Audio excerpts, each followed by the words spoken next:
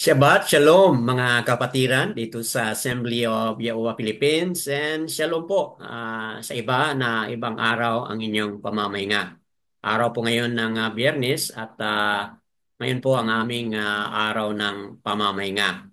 At sa linggong ito, ngayon din po ang ating seventh feast na ang tawag natin ay Kag HaSukkot, kung saan ito'y ating ginugunita mga kapatid sa buwan ng September 28 hanggang sa Oktubre 5 o 5 mga kapatid. So ngayon ang ating last na evening, last night tayo ngayon, and then tomorrow umaga ang ating pong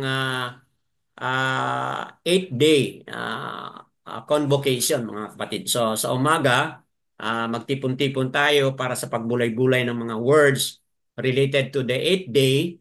Kasi ngayon 7th day na ngayon, so bukas 8th day. So yan po mga kapatid ang ating gawain. So dahil dyan, ang ating Torah reading today mga kapatid ay very much related po sa Kag HaSukkot or Feast of Tabernacle o Feast of Tent mga kapatid. So kaya ngayon, pakibukas lang po ang inyong mga kasulatan sa Nakamyao o Nehemiah chapter 8, 13 to 18. At i-connect na rin po natin sa Iyao-Kanan chapter 7, verses 1 to 39 po mga kapatid. So that being said,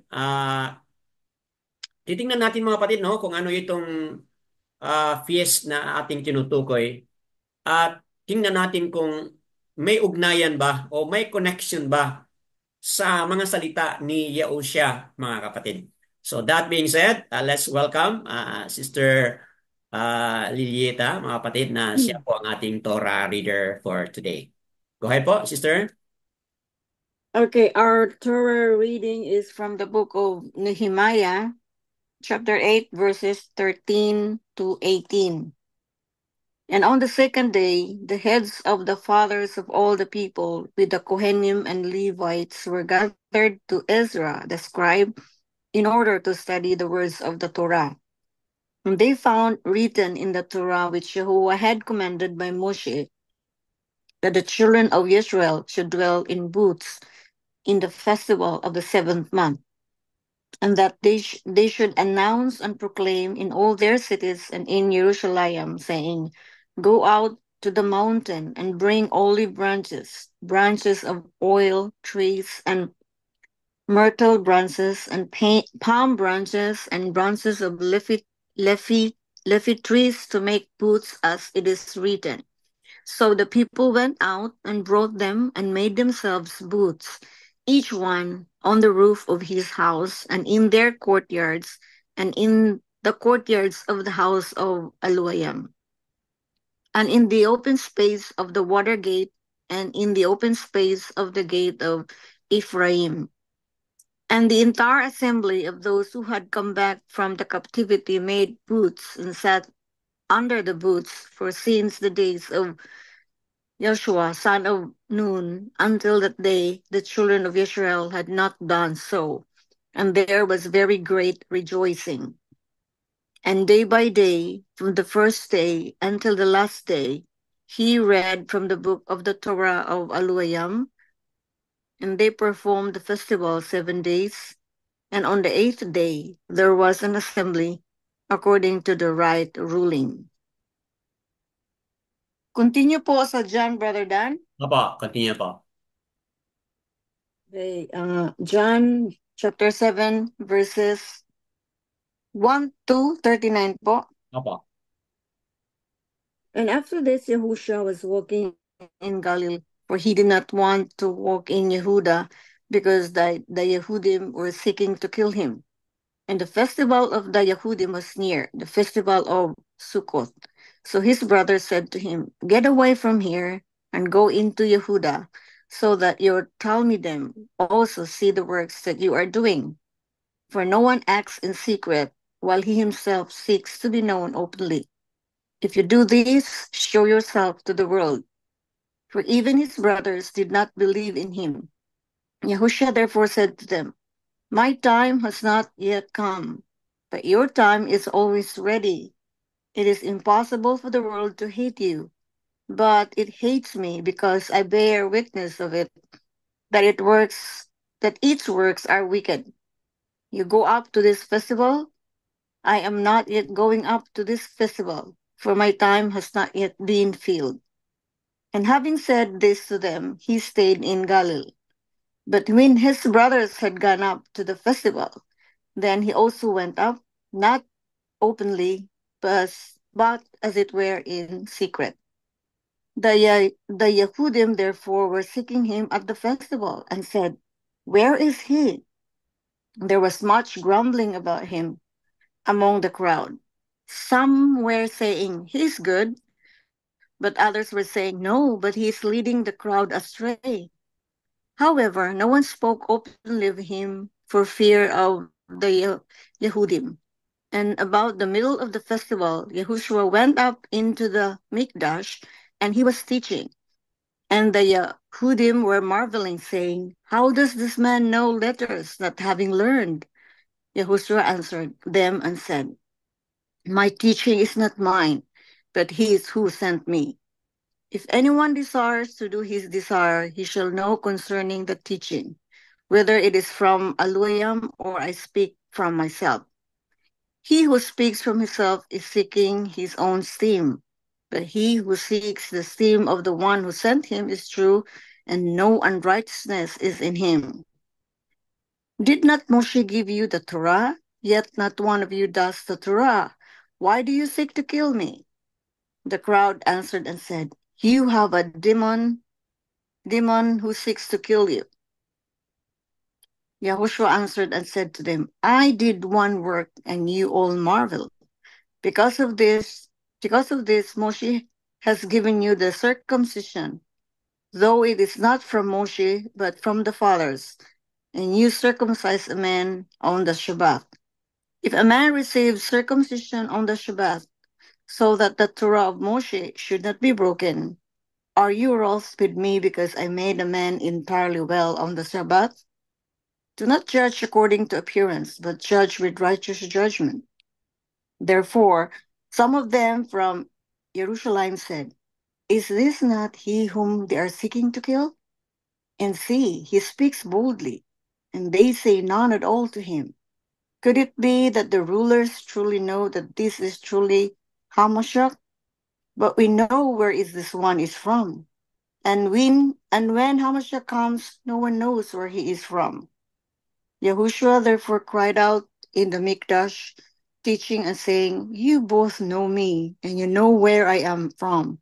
And I have not come of myself, but he who sent me is true, whom you do not know. But I know him, because I am from him, and he sent me." So they were seeking to seize him, but no one laid a hand on him, because his hour had not yet come. And many of the crowd believed in him and said, "When Hamashiach comes, shall he do more signs than these which this one did?" The Pharisees heard the crowd muttering these concerning him, and the Pharisees and the chief Kohanim sent officers to seize him.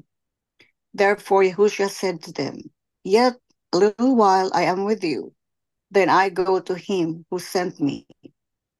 You shall seek me, and you shall not find, and where I am, you are unable to come."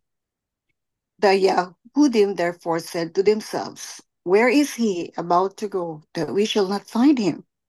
Is he about to go to dispersion among the Yammanites and to teach the Yammanites? What is this word which he said, 'You shall seek me and you shall not find, and where I am you are unable to come'?" And on the last great day of the festival, Yahushua stood and cried out, saying, "If anyone thirsts, let him come to me, and let him who believes in me drink. As the scripture said, out of his innermost shall flow rivers of living water." And this he said concerning the Ruach, which those believing in him were about to receive, for the Ruach HaKadosh was not yet, because Yahushua was not yet stained. Many from the crowd, when they Hanggang dyan po. heard, Hanggang dyan lang po. sige po, thank you po. Yada. Yadayawa, mga kapatid sa pagkabasa ni Sister Lilieta. So, quite a long reading mula sa Nehemiah o Nakamyao, chapter 8, verses 13 hanggang sa 18. At ngayon naman dito sa Yaokanan, chapter 7, verses 1 to 39. 39. So, mga kapatid, uh, let's make a ano po, let's make a discussion uh, on chapter 7 in taking into the context na ang chapter 7 pala ng Yaokanan is really about feast of Sukkot, mga kapatid. At doon sa Nakamyao kanina, nabasa po natin yung background ng Sukkot, mga kapatid. Of course, sa linggong nakaraan o throughout this week, mula ng araw ng Sabado hanggang ngayon, tuwing araw-araw, meron tayong mga daily reading. At itong ating mga daily reading ay all related po sa Sukkot celebration. So ngayon, isa lang ito sa ating mga reading sa buong linggo, mga kapatid, na kung saan na-highlight natin kasi yun na nga, may connection pala ang sukot na nabanggit doon sa Old Testament, may connection din po pala. May ugnayan o may connectivity po sa New Testament. At ngayon dito narinig po natin ang kwento kung anong ginawa ni Yahushua, mga kapatid. So, unang-una, let's focus lang muna sa Nakamyao o Nehemiah, mga kapatid.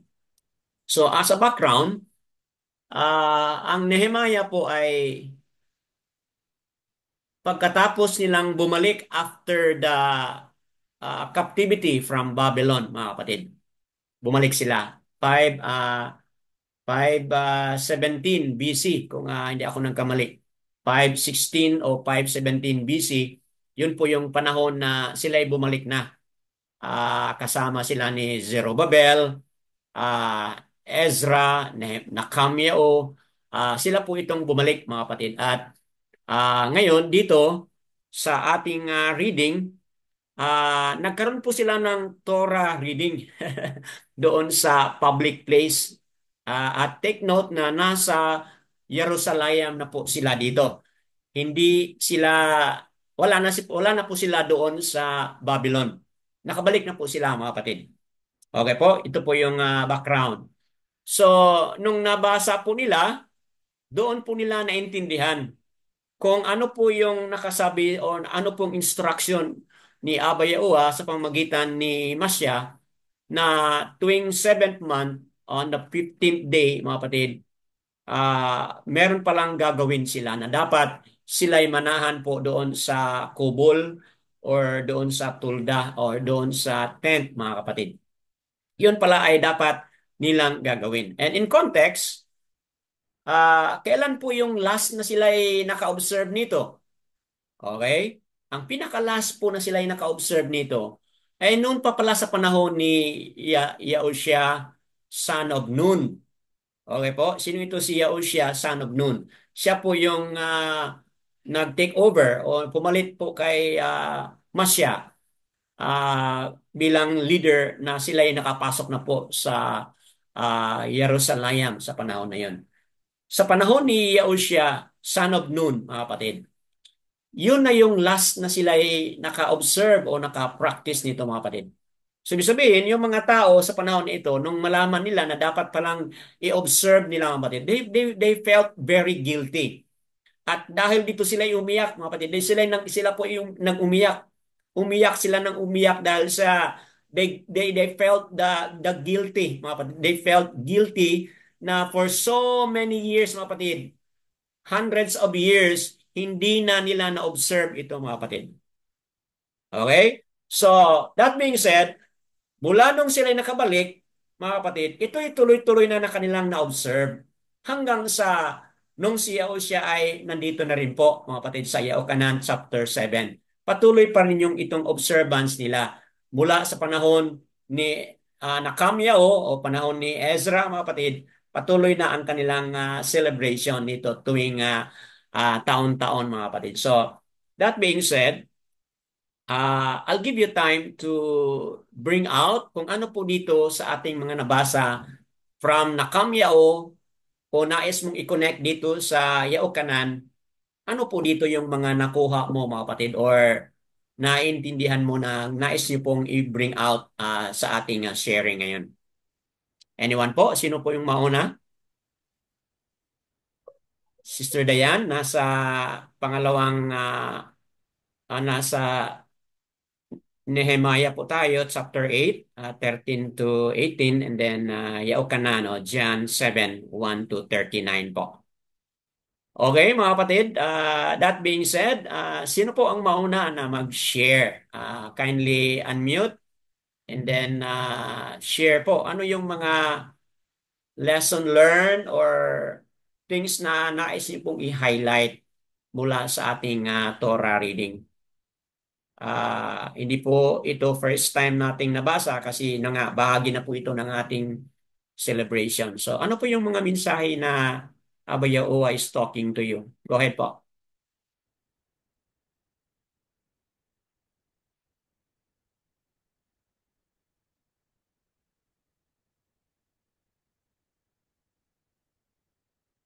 Who will be the first one?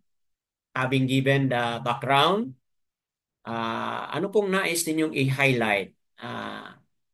Nais niyo pong i-point out mula sa ating reading, mga kapatid?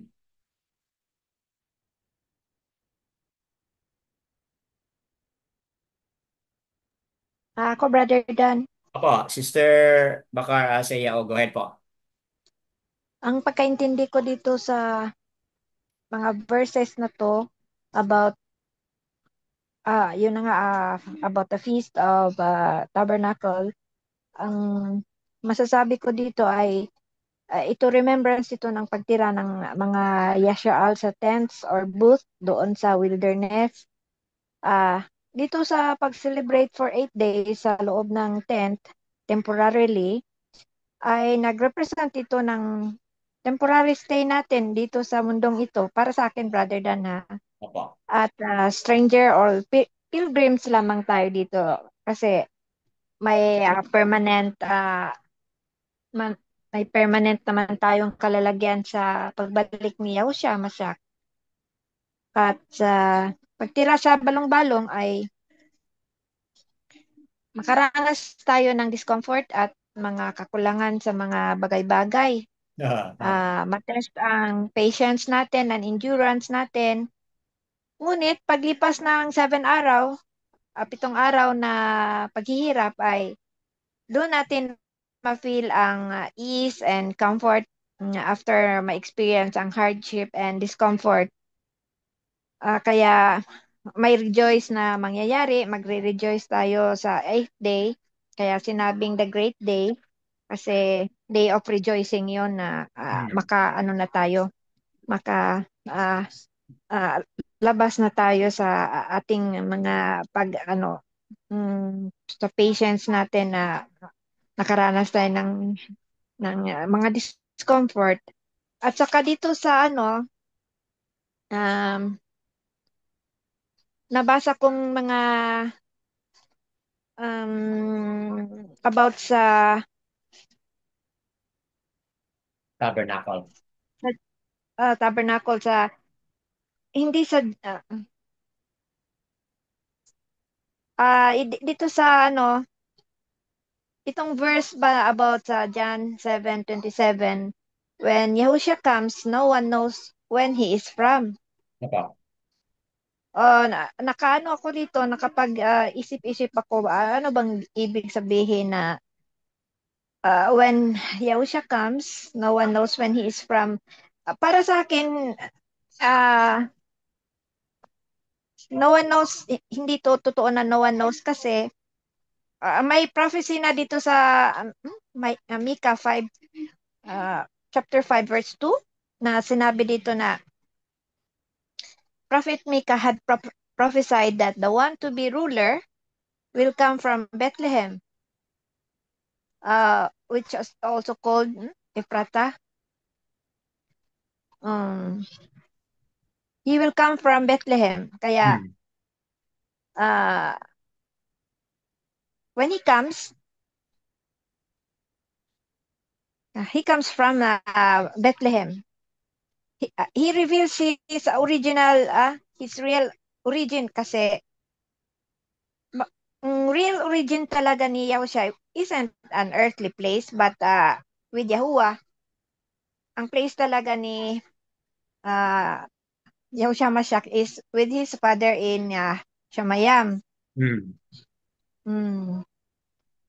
At saka dito naman sa verse 30 na yung mga tao, mga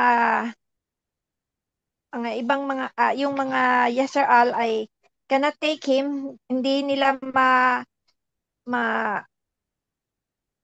wala silang magawa doon. Gusto nilang hulihin si Yahushua, Oh, siya. pero hindi nila magawa kasi uh, his time had not yet come. Si Abba Yahuwah had already determined it. Kaya sinong pinadala dito sa verse 32, sinong pinadala ng mga Pharisees at mga high priest na ano sana sa kanya, huhuli sa kanya, yung mga Jewish temple guards under, kasi yung hindi mga Roman soldiers kundi temple guards, kasi ang mga temple guards are under the control of the mga Pharisees. Tama. At saka um ano ba yung ano ko dito yun lang po ang naintindihan ko pa as of now, Brother Dan. Opo. So, salamat po, sister. So, mga kapatid, na connect ni Sister Bakar Asayao mula pa doon sa Nakamya o Nehemiah kanina na ito'y observance na ng mga Yasser Alpha. 40 years sila doon sa ilang, sila'y nakatira lang sa kubol, mga kapatid. They live in tents and that they were able to survive. So kaya ito'y isang memorial, ito'y isang celebration of the goodness of Abba Yahuwah for 40 years. Kung saan sila ay nag-travel, sila ay protected, sila ay provided sa lahat po ng kanilang mga pangangailangan. At ganoon din po na connect ito ni Sister Baka sa Yao Kanan chapter 7 na kung saan Yao siya also recognize the Feast of Sukkot, mga kapatid. Kaya lang sa kwento na ating nabasa kanina, may pag-alinlangan si Yaosya na pumunta roon. Kasi inimbitahan siya ng kanyang mga kapatid, ba't nandito ka lang? Dapat punta ka na doon sa Jerusalem at magsali ka na doon sa piyesta ngayon doon ng mga Yahudim o Yahudiam. So, ayun mga kapatid, ang sabi ni Yaosya, kayo lang punta roon kasi hindi ko pa time. Okay? So, yun po ang kaniyang response. Ngunit, noong umalis na ang kaniyang mga kapatid at naiwan siya, anong nangyari mga kapatid? Siya din po ay pumunta rin po siya. So, ibig sabihin, siya o siya sa panahon na ito, ayaw niya na sundin niya yung dikta ng tao. Nakuha niyo mga kapatid? Oo, mga kapatid. Yes po. Kapatid ni Yaosya, itong mga nagsalita sa kanya. At tingnan mo sa ating nabasa kanina, na nabasa natin na kahit ang kanyang mga kapatid ay ano po, hindi sila, ano mga kapatid? Naniniwala. Opo, hindi sila naniniwala kay Yaosya. So imagine that mga kapatid. Si Yaosya, ang kanyang mga kapatid hindi naniniwala sa kanya. So, ang punto dito mga kapatid is, nauna nang umalis ang kanyang mga kapatid and then hindi nagtagal, umalis din po si Yaosya. Kasi po, sa tingin ko rito, Yahushua, nais niyang gawin kung ano yung utos ni Aba sa kanya. Hindi kung ano yung utos ng tao na dapat niyang gawin, mga kapatid. So, yan po ay mahalagang punto dito sa ating journey ngayon. Okay? So, yan mga kapatid, no? Now, ngayon, yung ongoing na po yung fiesta doon sa Jerusalem. Dumating si Yahushua. Pero ano nangyari? Secretly. Okay? So, talagang hindi bulgaran yung lantaran, yung kaniyang pag-appear doon. Secretly, mga kapatid. At hanggang sa nag-umpisa na siyang nagturo doon sa Mekdas, at doon na po, mga kapatid, na found out na ng mga Yaodim o Yaodiam, mga kapatid, na found out na ng mga Kohen, Pharisees, na tuklasan na nila, mga kapatid, na kung ano yung ginagawa ni Yahushua. Okay po? So, ngayon, ang tanong ko sa inyo is, ah, paano natin i-highlight o i-emphasize itong pagpunta ni Yahushua doon in lieu of Sukkot celebration? Kasi noon, iba yung ating pag-unawa nito. Kasi hindi natin alam na ito pala ay festival o ito pala ay Feast of Sukkot, mga kapatid. Although nabasa natin pero hindi natin masyadong na-highlight. Okay? Kung ang Sukkot refers to the meaning na uh, Abba Yahuwah, okay, through Yahusha, dwelt with us or nanahan kasama natin. Okay? Yun po ang ibig sabihin niyan. Okay? Yaokanan 1:14. And the Word became flesh and dwelt among us. So, yung pagpunta dito ni Yahushua ay dala niya po ang presensya ni Aba, mga kapatid. Aba is with us sa pamamagitan po ni Yahushua or Aba Yahuwah tabernacle. Dwell with us. Okay, yun po ang ibig sabihin nito ng sukot, mga kapatid. Aba Yahuwah tabernacle with us through Yahushua. Kaya Yahushua ay tinawag po siya na ano? Amanual. Anong ibig sabihin po ng Amanual o aka Emmanuel? Anong ibig sabihin po niyan? Yawa Aluwayam with us. is With Aluwayam us. is with us. With us. Okay? Aluwayam is with us. So, yun po ang pinaka-essence ng tent o ng tabernacle o Sukkot celebration. Kung bakit sa kanilang pagtira o sa kanilang pagtira doon sa Kubol for 40 years, anong dahilan kung bakit sila hindi namatay o hindi sila na heat stroke o hindi sila namatay sa gutom? Because Abba Yahuwah tabernacle with them. Ibig sabihin, Abba Yahuwah was with them, mga kapatid, na siyang nag-protect at nag-provide sa lahat ng kanilang pangailangan. Yun po ang pinaka-essence ng Feast of Sukkot, mga kapatid. So ngayon, in lieu of that, paano natin po, mga kapatid, ma-highlight ito? Itong mga words na nabitawan ni Yahushua. Kanina, na-highlight na po ni Sister Bakar Asya Yao na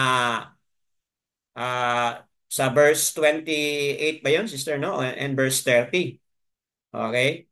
Na-highlight na po dito ni Sister Bakar Asya Yao na kung saan nanggaling si Yahushua, alam nila, okay? You both know me and you know where I am from. And I have not come of myself, but he who sent me is true, whom you do not know. So ngayon, piyesta po itong kapatid ng Sukot na na-highlight ni Yahushua itong mensahe na oo, alam nyo kung saan ako nanggaling. Okay, alam nyo ako at saan ako nanggaling. Siyempre, ang ibig sabihin ni Yahushua doon, yung kanyang pagkatao. But yung pagka-essence niya as aluwayam, mga kapatid, hindi nila naintindihan po yun. Bakit po? Kasi sinabi niya, but he who sent me is true, whom you do not know. So, ano bang ibig sabihin nito, mga kapatid? Sino ang tinutukoy ni Yaosha dito? Si Aba, di ba? Si Aba po, hindi nila alam. Okay? Kasi si Aba ang nagpadala kay Yaosha. Yun po ang hindi nila alam, mga kapatid. They know literally kung saan siya nakatira, sino ang kanyang ang kanyang immediate family. Alam nila po 'yun. But yung connection ni Yausya sa nagpadala sa kanya, walang iba kundi si Aba Yaua, yun po ang hindi nila alam, mga kapatid. Okay, so ano kaya ang connection dito sa Festival of Sukkot? Na for 40 years, nandoon sila sa ilang, wala silang alam. Wala silang alam sa sino yung kumilos at gumawa ng kapangyarihan. Wala silang alam. Kaya wala silang tiwala, wala silang pagkilala, mga kapatid. What do you think? You wanna share something po? Ano pa yung nais niyong i-share? Tapos, anong sinabi niya? Pupunta ako, ano sabi niya? Meron akong pupuntahan. Saan ba yon? You shall seek me, verse 34 ba no? 33. Therefore, Yahushua said to them, Yet a little while I am with you. Then I go to him who sent me. You will seek me and you shall not find. And where I am, you are unable to come. Anong nasa inyong isip nito mga kapatid? In a little while, hindi na ninyo ako makikita. I am with you. Pero hindi magtagal, hindi na ninyo ako makikita. Kasi pupunta ako sa nagpadala sa akin. Sabi niya. At kung saan man ako pupunta, hindi ninyo ako makikita. And you are not able to come. Siyempre, saan man pupunta si Yahushua, mga kapatid? To his father, Yaua, Aba Yaua. Sa Siamayam, tama po. Pupunta si Yahushua sa Siamayam, kung saan nandoon si Aba, mga kapatid. Sabi niya, hindi na ninyo ako makikita. At kung saan ako pupunta, hindi kayo makapunta roon. Anong ibig sabihin, mga kapatid? Di ba noon? Anong pag-unawa natin noon? Kapag Pag tayo namatay, maniwala, pupuntang ano yun, langit. Sister Lieta? Noon, pag namatay, akala natin puntang langit. Opo. Di ba, mga kapatid, yun po ang ating pag-unawa noon eh. Mm. Pero ngayon dito malinaw. Sabi ni Yahushua, in a little while, nakita ninyo ako. Pero darating ang panahon na hindi na ninyo ako makita at hanapin niyo ako, hindi ako makita. At kung saan ako naroon, hindi kayo makapunta. Siyempre, walang ibang tinutukoy si Yahushua. Balik siya sa Siyamayam, kung nasaan Mm. nandoon si Aba. At ang sabi niya, hindi kayo makapunta roon. Because, yun na nga, no one of us can go there, mga kapatid. None of us can go there. Because our place is in New Earth, Brother Dan. Tama po.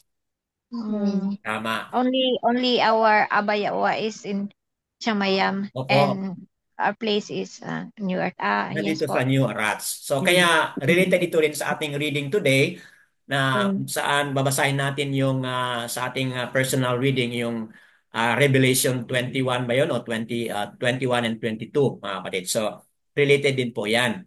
So New Arats yun ang ating pupuntahan mga kapatid. Hindi tayo pupunta no kasi sinabi na niya o siya hindi niya kung saan ako pupunta walang ibang sabihin nun ang Siamayam eh. Kung saan ako pupunta, hindi kayo makapunta roon. Pero ito, hindi Mm. nila naintindihan, mga kapatid. And we would like to establish further na meron tayong reference dito sa Yaokanan 3, verse 13.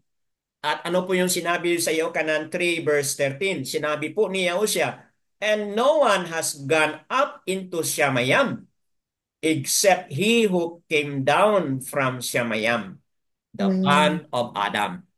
So mga kapatid, word for word po ito, sabi ni Yausya, wala pang nakapunta sa Siamayam, langit. kundi yung bumaba mula sa langit. Sino po yun? The band of Yahushua. Adam, Yahushua, mga kapatid. Kaya malinaw po mga kapatid na kung yung mga mananampalataya mula pa noon, kang Adan, Abraham at iba pa, nung sila'y namatay mga kapatid, hindi talaga sila pumunta doon sa Siamayam. Okay? Kasi po, nandoon lang sila sa paradise, mga kapatid. At yan ay na pag-umpisa na o na-discuss na po natin, no? Yung topic na ating pinag-usapan, ano mangyari kapag ang tao ay mamatay, mga kapatid. We are done with that, mga kapatid. So, ito lang po, i-review lang po ito. So, ito yung nakakonect dito sa sinabi ni Yahushua na kung saan ako pupunta, walang makapunta, mga kapatid. Kasi nga, ang katotohanan, wala pang nakapunta doon sa Siamayam. Okay? Pero meron ng mga nag-confess na like si Apostle Paul, di ba? Nag-confess na po siya na nakapunta na daw siya doon sa third na Siamayam, mga kapatid. But ayun po yun, ayon sa confession ni Saul o Paul, mga kapatid. Yun po ang kaniyang confession. But sa sinabi po ni Yahushua, sabi ni Yahushua, wala pang nakapunta roon sa Siamayam. At sabi niya dito, where I go, you are unable to go, mga kapatid. Okay, hinto lang muna ako dyan at makinig muna ako sa inyo kung ano yung mga what's already in your mind, what's already in your heart, mga kapatid. Go ahead po.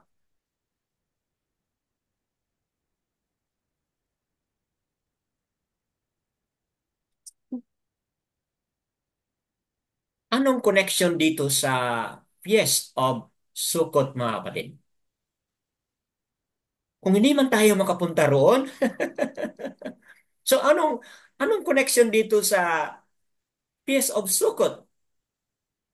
Brother Danny, Opo, Brother Ron, go ahead po. susundan ko lang yung sinabi mo kanina. Kung Opo, hindi man tayo makapunta ron, siya yung mananahan sa atin. correct. Makikipanahan sa atin. Opo. Parang katulad nung ginawa niya when he sent Yahushua HaMashiach. Parang siya na rin po ang nanahan sa atin. Kasama Hmm. natin. Hmm. Hindi nga lang po natin alam. Hmm. Okay? So, Kaya hindi nga po ang anak, ang anak lang ang magpapakilala sa ama tama. at ang ama lang po ang nakakakilala sa anak. Correct.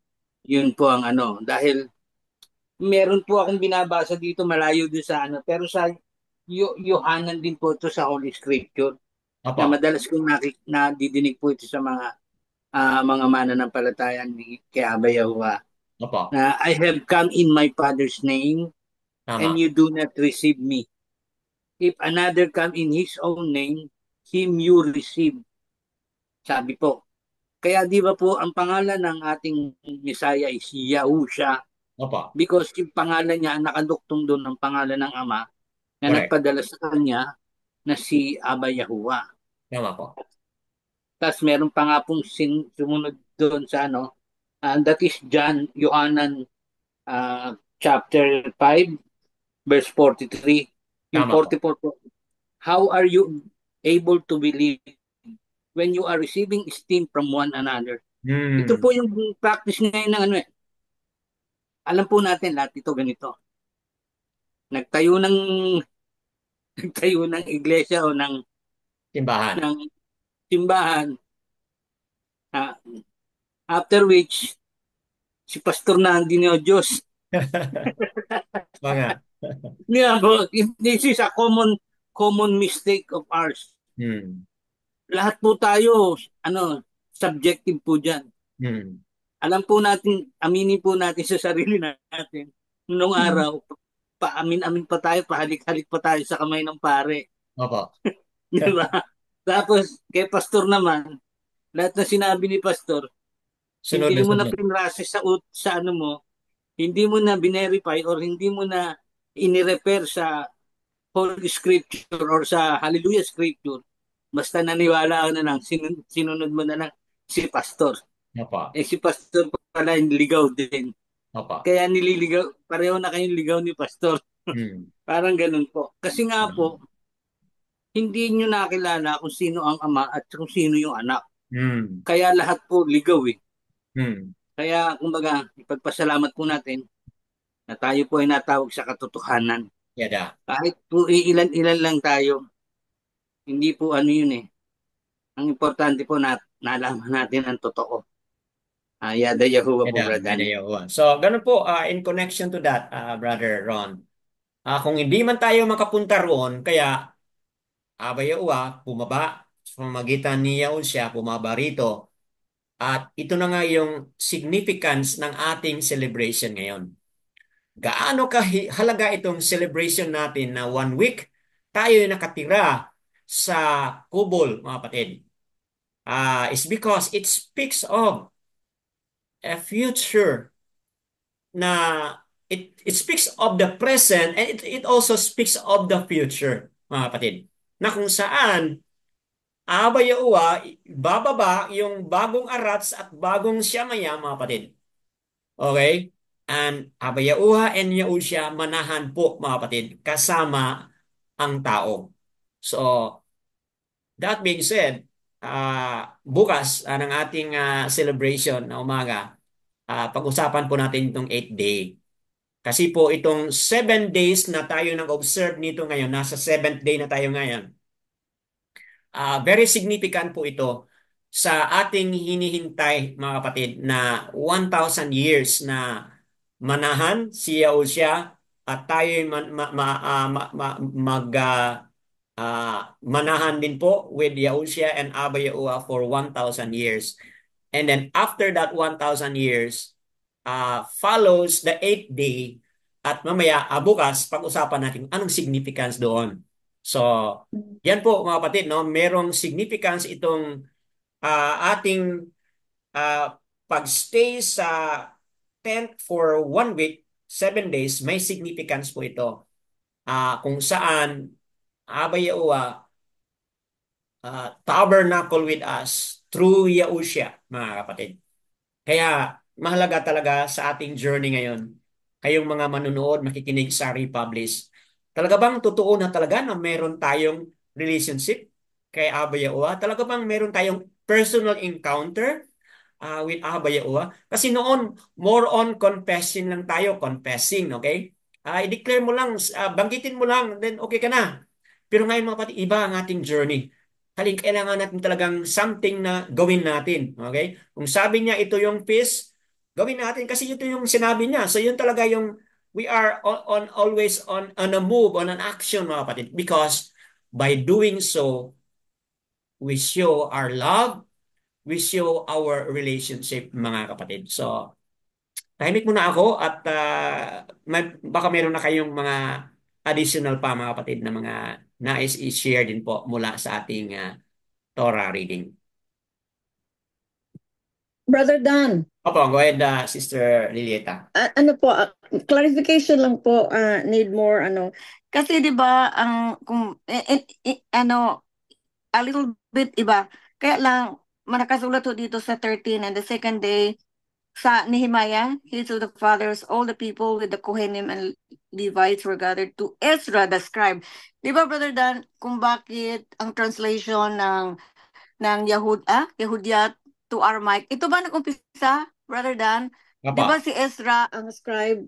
Kaya tama. doon sa mga yung captive po sila, ito ba po nag-start ang Aramaic na po, no, Brother Dan? Opo, Kasi hindi ho alam ng mga bagong captives galing ng Egypt na andun sa promised land. Alam mo lang ho nila ay ang Aramaic. Hindi ho nila alam ang Yahudyat kasi hindi din po sila nakapaggawa ng mga gawain kay Yahuwah dahil captive po sila sa panahon na yan. Ito ba Ito po ba ang umpisa? tama, Sister. Kasi Mm. originally, Yehudyat talaga yung record mula sa Genesis papuntang Malakay. Yehudyat talaga yan.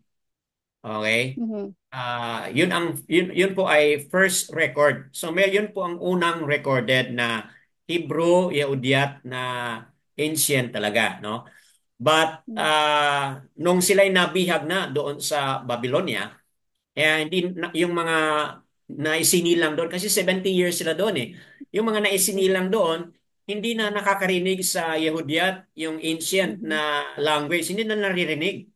Kasi Mhm. ang language doon sa Assyria o Babylon sa panahon na iyon language po ni Aram or Ah, Aramaic. Mike. Opo, Okay. Aramaic po. Mm. Yung Yehudyat, mula po yan kay Shem. Kasi 5 pong kapatid ito si Shem. Okay? Limang anak rather. 5 anak meron si Shem. Di ba may 3 anak si Noah? Okay? Shem, Ham, and Japhet. So si Shem, meron siyang 5 anak. Ang pinakabunso nito ay si Aram. Yung dito sa pinakagitna, itong anak niya na si ah, ano pa yung anak niya nasa gitna?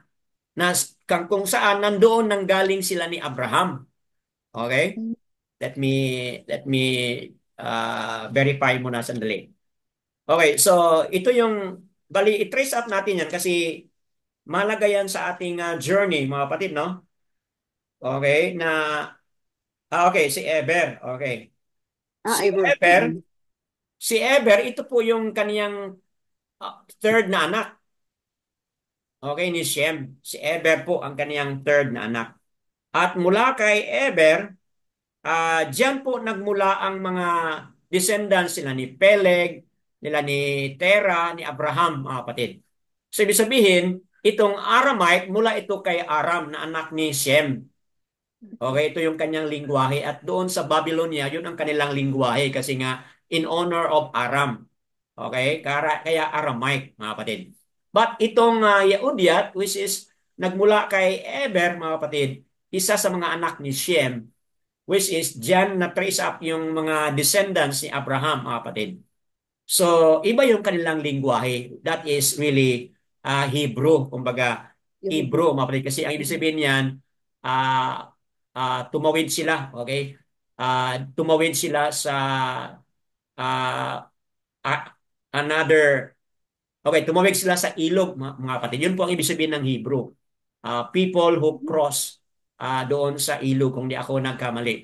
So, ibig sabihin, ang kanilang lingwahe ay talagang yung pinaka-ancient, which is Yehudyat, mga kapatid. Yun po ang kanilang lingwahe.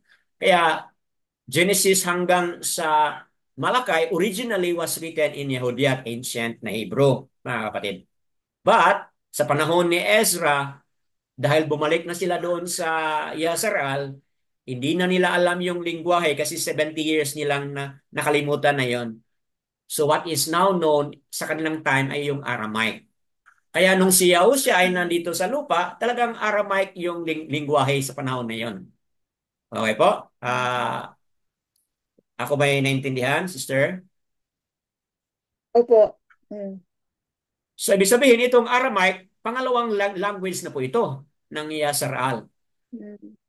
Okay po, pangalawang language. Kaya, ang pinaka-original ay talaga yung Hebrew Yahudian. Okay, so yan, 22 letters din po ang original na ginawa nila ni Ezra, 22 letters din po, gaya ng 22 letters yung Hebrew Yahudiat, mga kapatid. Kaya lang, is a long story. At first, walang mga tuldok yan, but later on, 900 to 1000 AD, doon pa ginawa na nila ng mga tuldok-tuldok, which is wala po yun sa original pagkasulat ni Ezra, yung mga tuldok-tuldok na yan. Thank you for the query and clarification po. Nawa kayong mga manunood sa Republish, maintindihan niyo yan na it's been a long history pala, mga kapatid. Okay, it's been a long history. Okay, proceed po tayo. Anyone else na meron pang nais na i-share mula sa mga important words na nabitawan ni Yaosha in lieu of our sukot? Meron pa ba?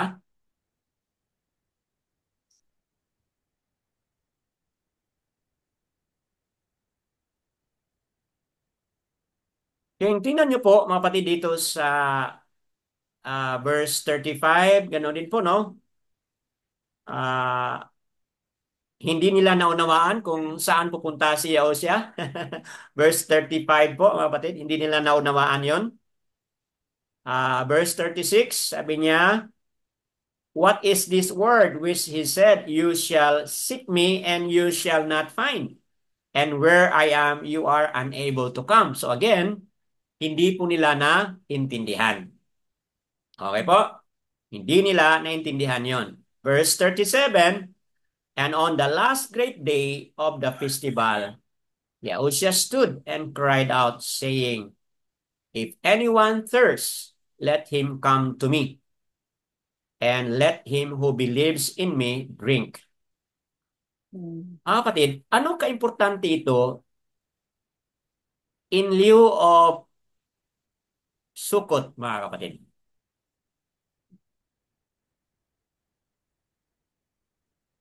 Bakit na-link dito yung Sukot celebration? Bakit na-link dito of Yahushua making a declaration? At kailan niya na-declare ito? Sa katapusang araw. On the last day of the great feast, mga kapatid. Bakit pa niya hinintay sa pinaka-climax? What do you think, mga kapatid? Mahalaga ba yan? Brother Danny, Opo, Brother Ron. siguro po intentional yun na hindi niya sinabi na siya celebrate sa yung Feast of Tabernacle sa mga taga Israel just because ayaw niya ma-interrupt kung ano man yung kanilang ano. And dun sa 8th day, kaya dun siya nagpakilala because that is the last day of the celebration. And ang nakikita ko pang relasyon dito is, kumbaga, magsaya kayo o magsaya tayo dahil nakipamahay sa atin si Abba Yahuwah sa pamamagitan ng kanyang anak na si Yahushua Masaya. Something that we should all appreciate and glorify. I mean, ano pa po ba yung ano doon? Na to give esteem always to the one who set the festival itself. Kumbaga po yung pong festival is a representation nung 40 years na nasa wilderness ang Israel na hindi man lang na disgrasya or walang nakakubkob sa kanila, wala man lang mabangis na hayop, hindi sila nagutom, hindi sila nauhaw. Because nandun ang nakikipamahay ang si Abba Yahuwah sa bayan ni Yahudan o ni si Israel. So, kaya po, nung dumating ang Masaya, kumbaga, yun yung para magsabi sa mga taga-Israel na kaya kayo merong ganito dahil ito yung inutos ni Abba Yahuwah or ito yung dineclare niya or dinecree niya na gawin natin on a year in, year out basis. I mean, bilang pagpapasalamat sa pag-iingat sa ating lahat. Imagine niyo po, 40 years po bago nakapasok ang Israel sa Canaanite or sa Promised Land. Wala na si Moshe or si Moses bago pa sila nakapasok doon sa Promised Land. And while they're in the wilderness, never silang nagutom, never silang, yung protection po yung nandun. Tama. Kaya yun po yung pinagse-celebrate Not because yung kailangan nyo lang tumigil sa tabernacle or sa tent, sa booth ng 7 days and then after which the 8 days will end the celebration by singing and praising, right? Hindi po yun Yun po yung representasyon ng paano tayo iningatan ni Abba Yahuwah during those years na kahit na mabangis na hayop, hindi ho nagalawang Tama po. Hindi po nasaktan ang mga Israel. Not even one of their adversary was able to inflict them during those years. Dahil may pangako nga po si Pero talaga po si Moshe, hindi po, alam niya po na hindi siya makakapasok doon. Dahil yun din po ang sinabi ni Abba Yahuwah sa kanya. hindi mo makikita ang promised land. Although ikaw yung leader, ikaw yung naging propeta, but you will never enter. Parang ganun din po yung ano eh. Parang ah, pagpapa tawag po dito, pagpapakita ng example Tama. sa tao.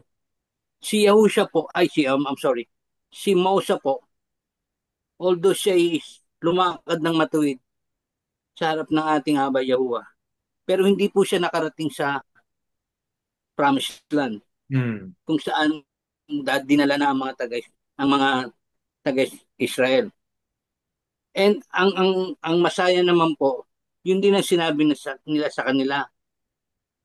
Kung saan man ako pupunta, hindi kayo makakapunta dahil you are not meant to go there. Hmm. Kumbaga, meron pong lugar na nilaan sa atin. Tama. Si Aba Yahuwah, kasama ang ating Yahusha Masaya, ganun din po ang Ruach HaKodesh. Hindi po, kumbaga, yung pong itinalaga sa atin, doon po lahat tayo pupunta. Hindi po kung saan nandun ang ama at saka ang anak. Parang pinakita na po yun sa kanila during the time ni Moses. Na si Moses, although matuwid na tao, hindi siya nakarating doon sa promised land na ipinangako ng ano. And and according po doon sa Holy Scripture na yung Biblia na nabasa ko pa noon, 40 taong silang paikot-ikot, nandun lang po sila. Hindi sila Tama. makapasok. Until such time, Aba Yahuwah allows it. Hmm. So, titingnan po natin yung pong analogy is no matter what, no matter how great you are, how great we are, still, we are a lowly slave. Yung kalooban po ni Aba Yahuwah pa rin ang masusunod. Kahit na huwag kalahati ng mundo, nasa bulsa nyo na. Hmm. At the end, si Aba Yahuwah pa rin. Yung Akan. kanyang kalooban, Hmm. yun pa rin po ang mangyayari. Yada Yahuwah po, Brother Yan, Nick. yan yung mga kapatid, habang nagpapaliwanag si Brother Ron, naisip ko po itong Tahaliam 78 kasi nabasa ito kahapon ba o the other day. Psalm 78 o Tahaliam 78 verse 20. Look, he struck the rock so that the waters gushed out and the streams overflowed. Verse 20 po yun, no? 78 verse 20. Dito po sa verse 35, and they remembered that Aluwayam was their rock and the Most High Al, their Redeemer. So yung rock na yun na may connection sa pag-struck ni Abba through Masya, gushed out water, okay? At sinabi diyan na and the streams overflowed. Tingnan mo yan, overflowing water ang nangyari after the rock was struck, mga kapatid. At dito kinikilala nila na Aluwayam was their rock. Dito ngayon, nung sinabi ni Yahushua, sa great day na yan, sinabi niya, stood and cried out. Sabi sabihin, ang lakas ng kanyang boses. Bakit pa kailangan niyang sumigaw? Kasi mahalaga ang mensahe na ito. At bakit hintayin pa niya ang last day o the great day? Kasi ito yung pinaka-essence po ng sukot. Brother Dan. Opo, go ahead po, sister. Sige, patuloy po, Brother Dan. So connecting doon sa karanasan nila sa 40 years as nabanggit na ni Brother Ron kanina, na isa sa mga kakulangan doon ay tubig. Pero dahil Abba Yahuwah tabernacle with them or dwell with them, yung pangangailangan ng tubig ay natugunan, mga kapatid. And who is that rock? They acknowledge Aluwayam ang kanilang na-acknowledge. But dito, Yahushua, anong sinabi niya? If anyone thirsts, let him come to me, and let him who believes in me, drink. So, ang tanong, what is the connection sa Feast of Sukkot na kung saan ang rock pinalo at ang tubig nag-overflow at nakainom ang lahat? Dito sa 37, sinabi ni Hosea, kung kayo'y uhaw, sino sa inyo ang uhaw? Lapit kayo sa akin. Bakit akin, mga kapatid? And let him believe in me. Kailangan kayong maniwala muna sa akin upang kayo'y makainom sa tubig na nagbibigay po ng satisfaction kapag ikaw ay nauhaw. So ang tanong ko again, what is the connection in lieu sa ating Festival of Sukkot o Feast of Sukkot? Go ahead po, Sister Leah. Ah, kasi po, Brother Danny, Opo. po, dahil nung sa Old Testament, 'di ba, bawat sukot nag-aalay sila ng Offering. offering, nag-iihaw sila ng nagkakatay sila ng para sa mga kasalanan. Is- Ah, i-correct mo lang ako, brother, Dan, Oh, kung go ahead po. nagkamali Sige, ako patuloy mo sa lang. ito. Patuloy mo lang. Pakinggan Kasi natin. po si Kasi po si Aba Yaua, pinadala niya si Yausha for us, di ba? Kaya si Yausha ang in-offer, nagpapako sa kahoy for us. Opo. Kaya sinasabi niya na kung sino yung nahuhuli, lalapit kayo sa akin at magtiwala kayo sa akin. Di ba sinabi po niya, Brother Dan? Opo. Kasi po, mahalaga po si Yausha sa sukot na to. Kasi Hmm. po, di ba po siya ang ipinako sa kahoy for us. Hmm. Parang, ganun po ba yun, Brother Dan? Opo. Okay. Salamat sa pagpapaliwanag. So, na-connect mo doon kung bakit sabi ni Yaosha, lapit kayo sa akin. So, ang sagot mo doon is, dahil si Yaosha yung pinako. Okay po? Yes po. Okay. Siya yung pinako at ang kanyang sakripisyo, ang kanyang offering ay once and for all ayon po sa Yes po. Hebrews chapter 10, kung hindi ako nagkamali. So, once and for all lang po. Ang mga Kohanem o Kohan sa nakaraan, every year po sila gumagawa ng ganon. Pero kay Yes po. Yahushua, isang beses lang po.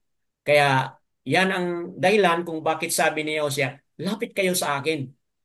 Kung kayo'y uhaw, lapit kayo sa akin, maniwala kayo at kayo'y makainom sa living water na kumbaga na sinasabi na ino-offer ni Yahushua. But take note, sabi niya, anyone who is thirst.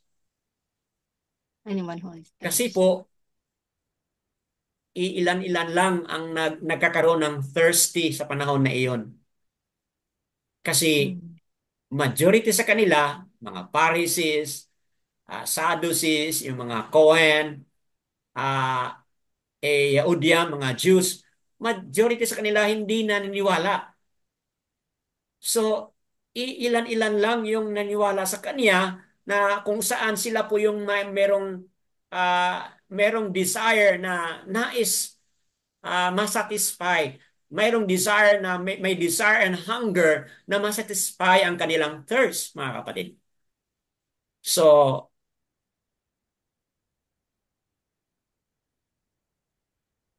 that being said,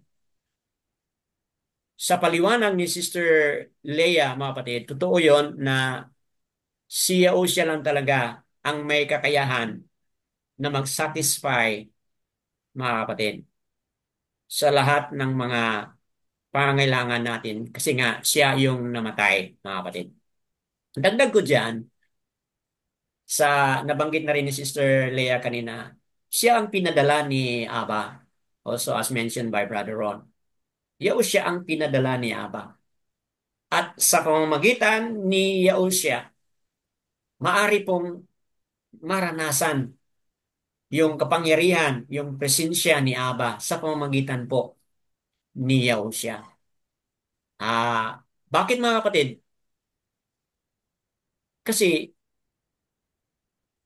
kung ang bato na was struck by the rod of Masya, gas out water, at nagiging living water kasi everybody was satisfied.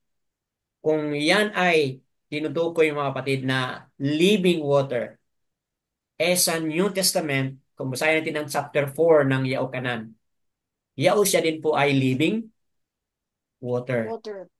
Yahushua is the living water, mga kapatid. Ayon sa Yaokanan, chapter 4, yung kanyang kwento with the Samaritan woman. So, balik tayo dito sa pinaka-essence po ng ating celebration. Basahin ko po ang verse 38.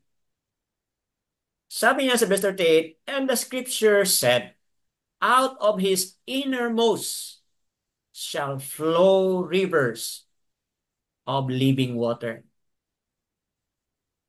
Okay po? So, Yahushua, sinabi niya, kung ikaw ay uhaw, lapit kayo sa akin, kaya maniwala kayo at kayo'y makainom. Meaning, makaabil kayo sa tubig na ito. At sinabi nito, anong nakasulat sa scripture na sinabi, out of his innermost shall flow rivers of living water. Kaninong innermost ito mga kapatid? Kay Yahushua. Yahushua. Yahushua po ang pinag-usapan kasi si Yahushua ang nagsabi, lapit kayo sa akin. Yahushua po ang pinag-usapan, lapit kayo sa akin. Kayo'y makatanggap sa tinatawag na innermost. Mula sa kanyang loob-looban, mag-flow yung rivers of living water. So ang tanong, sino ang tinutukoy or ano ang tinutukoy dito sa innermost na mag-flow upang makabigay ng living water? Sa verse 39 po, mga kapatid, nandito po ang sagot. And this he said concerning the Ruach Ruach HaKodesh. HaKodesh or Ruach HaKodesh, which Ruach those believing in him, sumasambalat sa kanya, were about to receive. For the Ruach HaKodesh was not yet, because Yahushua was not yet esteemed. So, ano pong ibig sabihin nito mga kapatid? Ang pinaka-essence po ng ating feast ngayon is ganito. Abba Yahuwah dwelt among us through Yahushua nung pumunta siya rito, mga kapatid. He was called Emmanuel, which means Aluwayam is with us. Yaokanan, yan po ay makikita sa Matatiyao 1:21. Yaokanan 1:14, ano pong sinabi doon? And the word became flesh and dwelt among us. Okay? Aluwayam dwelt among us by sending Yahushua who became flesh, mga kapatid. So, ibig sabihin, naramdaman ng tao yung presensya, yung paghari, yung pagpanahan ni Abba Yahuwah sa bawat tao sa pamamagitan po ni Yahushua. But please take note, sa panahon nila, hindi pa na-esteem si Yahushua sa panahon na yon. Ibig sabihin, hindi pa siya namatay, hindi pa siya nailibing, at hindi pa siya nabuhay muli. But sa ating panahon ngayon, tapos na po ito, mga kapatid, di ba? Tapos na po ito sa ating panahon ngayon. And therefore, anong ibig sabihin po nito? Sa verse 39, nung sinabi yan, concerning the Ruach, which those believing in Him, okay, ano mangyari pala? Tayo ngayon, na mananampalataya ni Yahushua, diyan po natin maramdaman yung tinatawag na innermost. Kasi yung innermost na yan ay Ruach HaKodesh, mga kapatid, na kung saan is working, mga kapatid, na ngayon sa ating panahon is working the Ruach HaKodesh. Walang ibang tinutukoy yan, the Ruach HaKodesh of Abba Yahuwah, mga kapatid, who is now working at maramdaman natin yung innermost flow of that river that will satisfy everyone. But the condition is dapat maniwala tayo. So ang essence dito is paano tayo nakakainom sa tubig na ibinibigay ni Yahushua. Number one, maniwala tayo kay Yahushua na siya po yung pinadala ni Aba upang ang kaniyang presensya ay manahan o maging kasama sa tao, mga kapatid. At ngayon, dahil Yahushua ay na-esteem na po, okay, makaranas tayo sa pag-inom sa tubig na yan na living water through the working of the Ruach HaKodesh. At yan ay pwedeng mangyari sa lahat ng tao na kung saan ay nananampalataya, mga kapatid. Connecting it to our feast, mga kapatid. How significant this is sa ating feast ngayon? Totoo yung sinabi ni Brother Ron kanina na pwede namang gawa-gawa lang tayo ng mga tulda, ano lang tayo ng mga sangang kahoy dyan. Oh, we can do that, mga kapatid, as later on magiging ritual na rin natin, mga kapatid. Or habitual na rin natin. But yung pinaka-essence talaga kung paano maging meaningful ito, dapat through the working of the Ruach HaKodesh, mga kapatid. The breath of Abba Yahuwah, the character of Abba Yahuwah, the intrinsic nature of Abba Yahuwah, which flows through the Ruach HaKodesh, yun po yung living water na ating matatanggap, mga kapatid. Therefore, every year na tayo mag-celebrate na ganito, let's always trust and depend upon the Ruach HaKodesh, the Ruach of Abba Yahuwah working in us and through us. That will give meaning, that will give satisfaction, mga kapatid, sa bawat isa sa atin. So, Yada Yahuwah po, I'd like to keep quiet muna and then give you chance to talk. Sister Leah, Sister Lilieta, meron kayong idagdag doon o i-ask o i-contribute doon? Dali lang po. Okay po. Habang iniisip mo, let's hear muna kang Brother Dimitrio. Meron siyang nais na idagdag din po. Go ahead, Brother Dimitrio. Ah, gusto ko pong idagdag dito sa Sukot, dito sa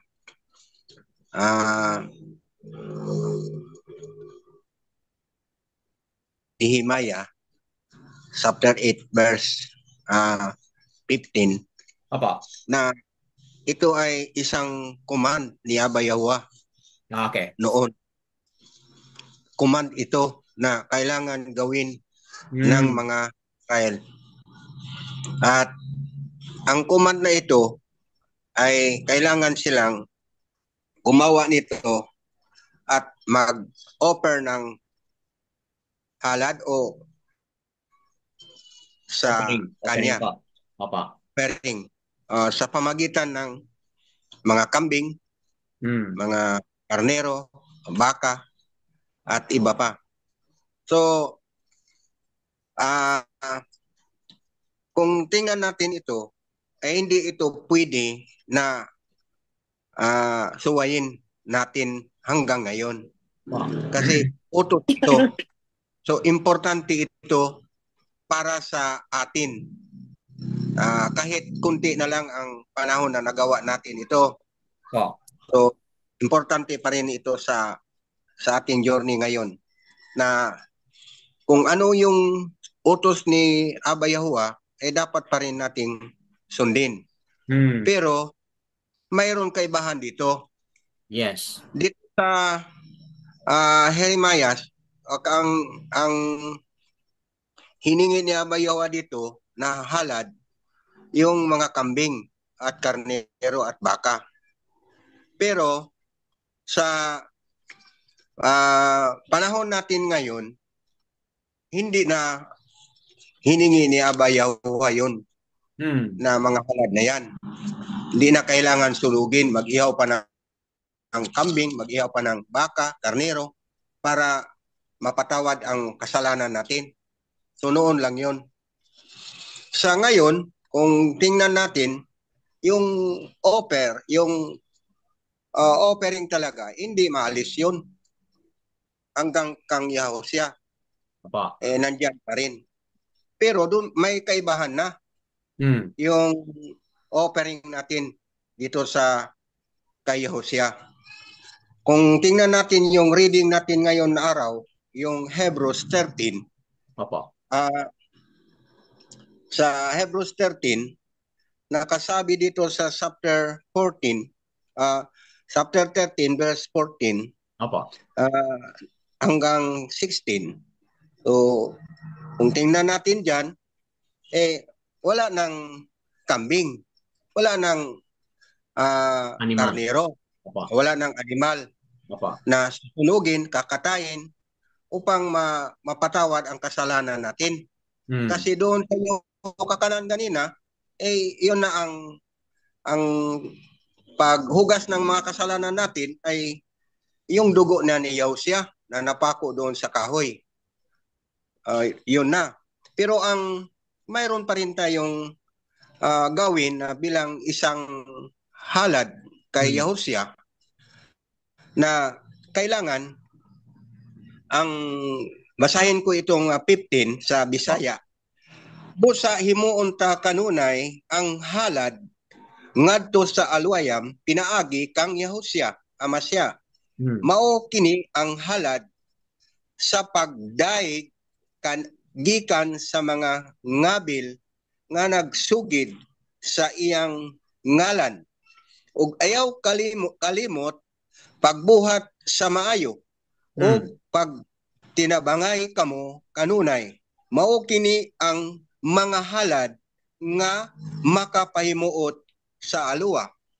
So doon na may kaibahan na. Yung noon at ngayon.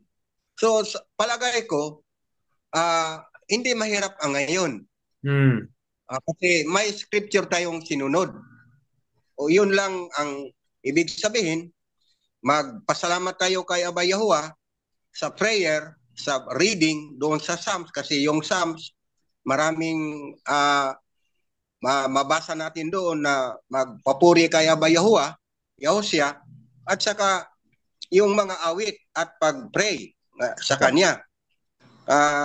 Dapat yun ang palagi natin gawin, magabi, umaga, anuman, na mayroon talagang offer ng pasasalamat sa Kanya. At hindi lang dyan, sa 16, at gawin natin ito sa pagtulong-tulungan. Kasi ito ang halad na talagang gusto ni Aba Yahuwah.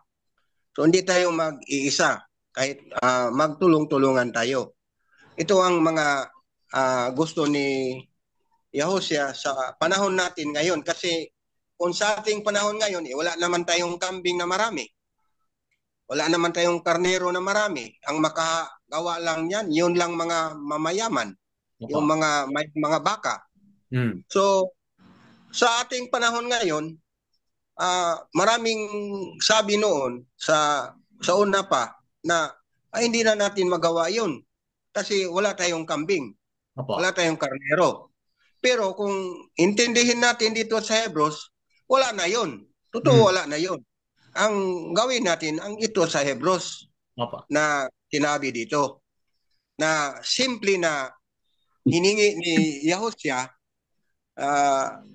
na tayo talaga ay magpapasalamat sa Kanya at magawa ng mabuti. Ayun ang gusto niya. So, ibig sabihin, tayo ngayon na mga Yahuwah believer na tayo, iwas-iwas na tayo sa mga masamang gawain. At sundin natin yung gusto ni Aba Yahuwah at palaging magpapasalamat kay Yahusya.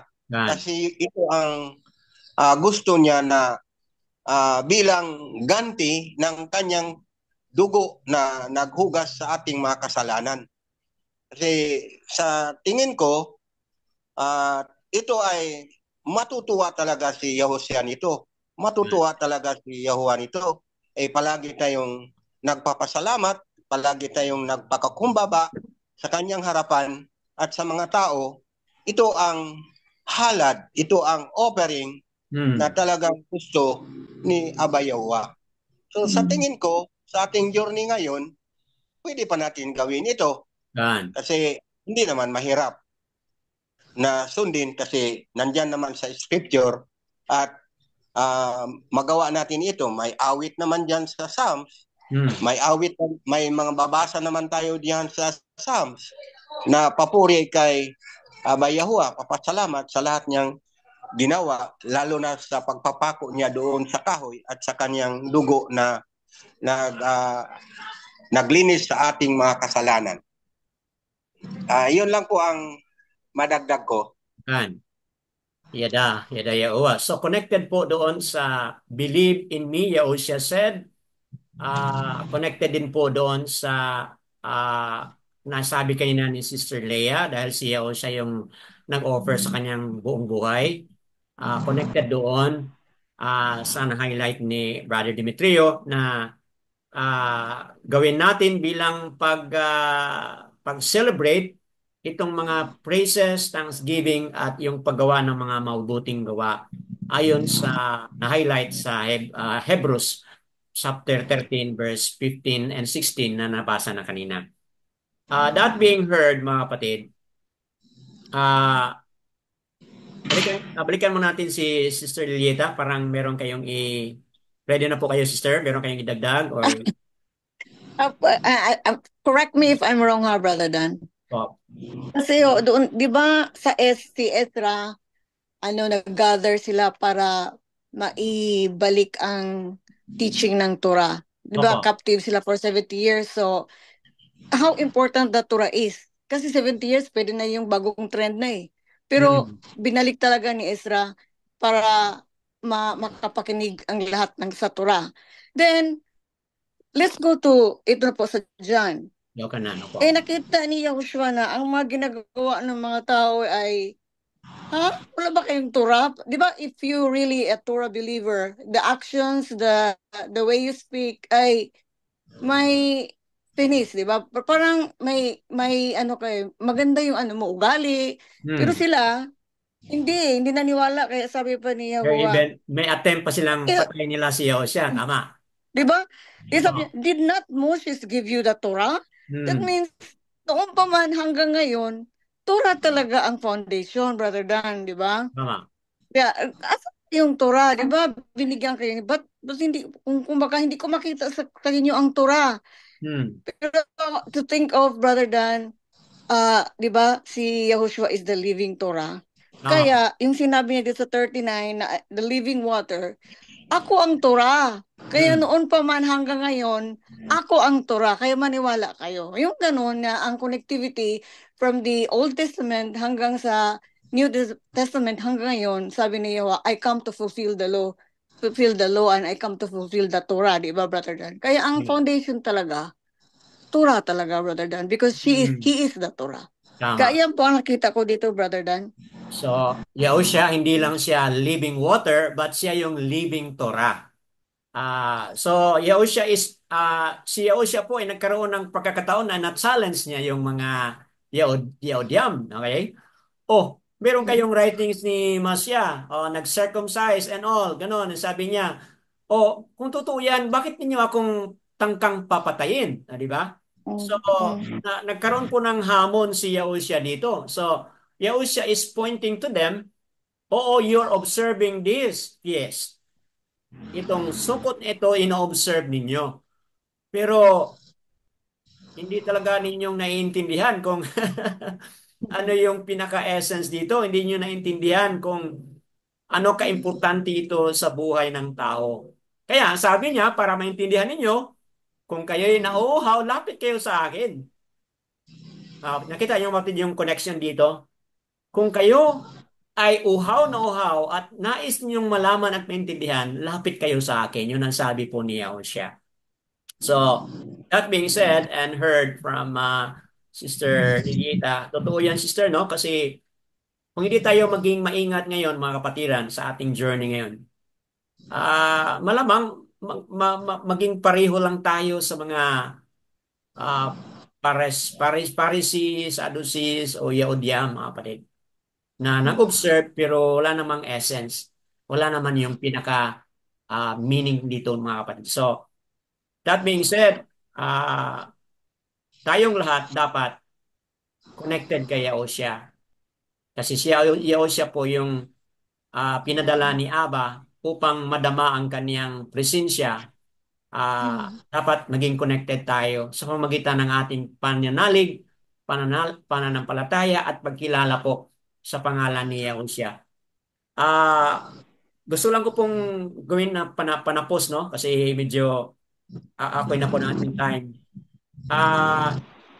Dito mga kapatid sa Kazone, tinan mo, Kazone 21. Kasi meron tayong reading Kazone, no? Di ba?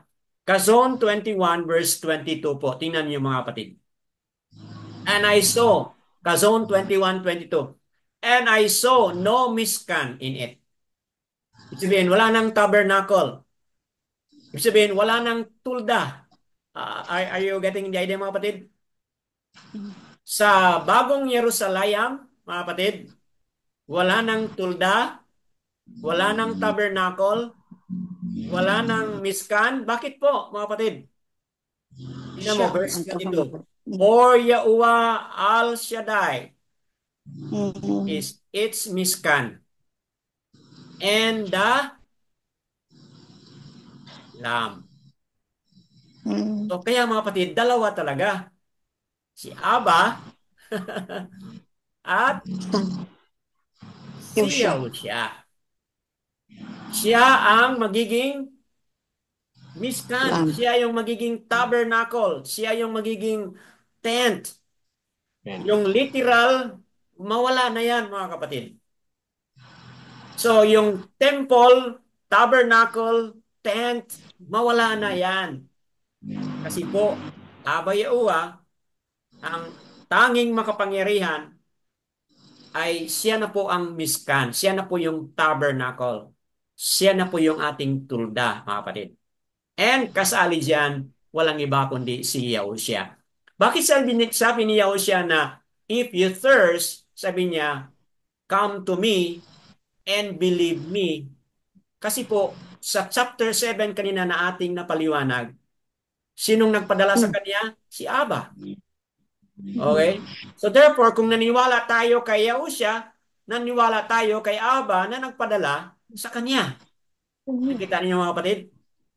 So itong essence ng ating celebration pala is let's check our covenant relationship sa paniniwala natin kay Aba Yahuwah, paniniwala natin kay Yahushua HaMashiach, mga kapatid. Let's check our covenant relationship with Him. Dito tayo sa chapter 22, mga kapatid. Balikan natin yung rook at yung tubig, mga kapatid. Verse 17, 22:17. And rook or ruach and the bride, ruach and the bride, say, come. He who hears, let him say, come. And he who thirsts, come. He who desires it, take water of kaya without paying. So, libre na po yan, mga kapatid. Wala nang payment, wala nang act or activity na gagawin mo. Okay? Kasi libre na po yan. Ngayon, meron tayong activity. Pero sa panahon na ito, mga kapatid, wala na, is an overflowing. Overflowing na po yan, mga kapatid. Now, ano pong ibig sabihin nito? Rook and the bride. Sino yung bride? Di ba tayo itong bride? Tayo. Sino ang groom? Yahushua po. Si Yahushua yung groom. Tayo ang bride. And the bride say, "Come." He who hears, let him say, "Come." He who thirsts, come. He who desires it, take water of kaya without paying. So, ito na yung magiging looking forward natin mga kapatid. Wherein the voice of Yahuwah, the intrinsic nature of Abba Yahuwah is no other than the Ruach HaKadosh mga kapatid. Who is the character, the breath of Abba Yahuwah, the character, the power, the anointing of Abba Yahuwah is in full large operation sa ating mga kapatid. Then, bilang bride ni Yahushua mga kapatid, we will enjoy that living water who is overflowing. And it's free mga kapatid. Wow, yadaya uwa po. I would say yadaya uwa sa napakagandang connectivity dito sa Nehemiah Nakamyao chapter 8 at dito sa Yaokanan chapter 7 mga kapatid. Meron po bang isang mag-comment bago tayo matapos?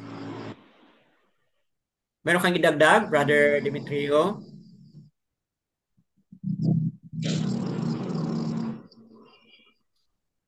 Okay po. Kung wala na, mga kapatid, kayong mga manunood sa Republish, hindi natin maliitin itong sukot na ito.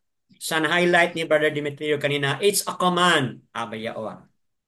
Hindi natin ito maliitin kasi merong connection po sa ugnayan, sa kasabihan o sa statement ni Yahushua sa New Testament, mga kapatid. May ugnayan po. Hindi lang sa kasalukuyan, kundi meron din pong connection sa future nating pananahan o pupuntahan na kung saan Abba Yahuwah tabernacle with us and Yahushua, mga kapatid, tabernacle with us. And that living water, overflowing living water through the Ruach HaKadosh, ma-experience na po natin abundantly, freely, mga kapatid. All esteem po and honor kay Abba Yahuwah sa kanyang Torah reading na ito. Akan.